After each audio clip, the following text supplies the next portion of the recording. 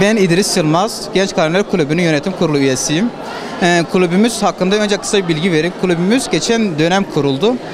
Amacımız edebiyat alanında çalışmalar yapmak, köylerimize okullar, kütüphaneler yapmak. Kütüphanesi olmayan okullarımız için kampanyalar başladık, kitaplar topladık. Yani çoğu yerden destek geldi sağ olsunlar. Bugün de eksik kitaplarımızı tamamlamak için kermes düzenliyoruz. Kermesimiz katılım iyi oldu, sağ olsunlar destek oldu. Bundan dolayı herkese teşekkür ediyoruz. Sizlere de geldiğiniz için teşekkür ederiz.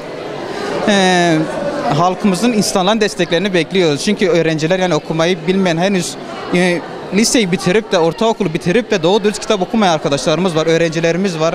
Bizim amacımız bunları kitapla tanıştırmak, kitap okuyan öğrenciler yetiştirmek. Bunda bir katkımız olduysa ne mutlu bize. İşte bizim amacımız budur. Bu yönde çalışmalarımız devam edecektir. Bu kampanyamızı ilk olarak bir simit gün geçti ilkokuluna yapıyoruz. Bundan sonra çalışmalarımız olacaktır daha yani bu son olmayacak inşallah. Yani devamı gelecek.